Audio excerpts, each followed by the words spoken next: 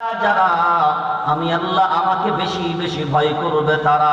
আর ইন্না আকরামাকুম ইনদাল্লাহি আতকাকুম, আমি আল্লাহ আমার কাছে প্রিয় তারা যে আমি আল্লাহ আমাকে বেশি ভয় করবে। যারা, যারা বলেন ভয় করবে যারা। এরপরে কোরআনুল কারীম সূরার নাম সূরা মুজাদালা 28 নম্বর পারা 2 নম্বর সাফা। আল্লাহ জানিয়ে দিলেন, শুনে রেখে দাও আল্লাহর গোলাম, ইয়ারফাইল্লাহুল্লাযীনা আমানু মিনকুম ওয়াল্লাযীনা উতুল ইলমা দারাজাত। আল্লাহু আকবার।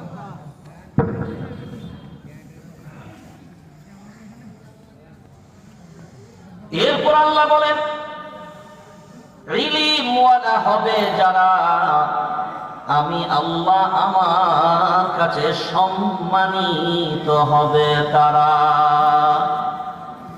সুবহানাল্লাহ। ঘরে গিয়ে 3 দিন পরে বাসি বলবেন, টাটকা বলে লাভ নাই।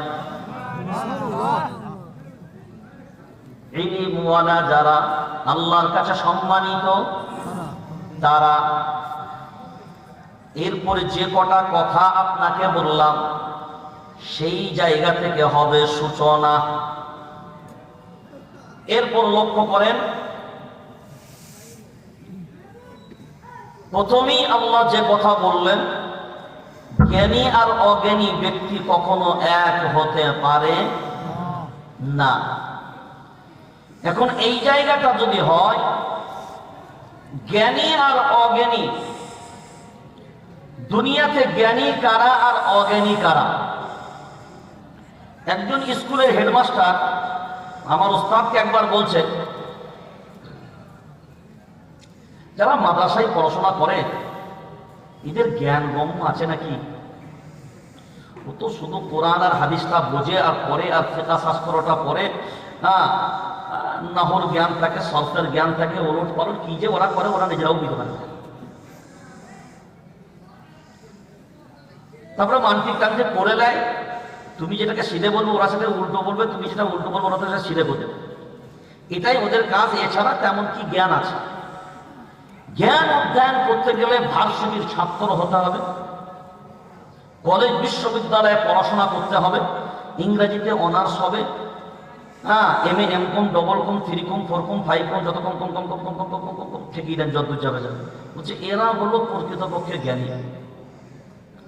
তো আমার ওস্তাদ সঙ্গে সঙ্গে বললেন, স্যার একদম দারুণ কথা বলেছে, এই যুগে আপনার মতন মানুষের খুব থাকা বেশি দরকার। তো স্যার আপনাকে প্রথম একটা কথা জিজ্ঞাসা করবো, যে বলুন। বলছে স্যার আপনি যে মাস্টার, এই যে শিক্ষাটা লাভ করেছেন এটাকে কি শিক্ষা বলে? ফার্স্ট ক্লাস, সেকেন্ড ক্লাস না জেনারেল? তো বলছে জেনারেল। তো বলছে বাস জেনারেল, ফার্স্ট ক্লাসও হলো না, সেকেন্ড ক্লাসও হলো না, জেনারেল কাকে বলে? প্রত্যেকটা ট্রেনের দেখবেন সামনের দিকে পিছনের দিকে জেনারেল ডাব্বা থাকে।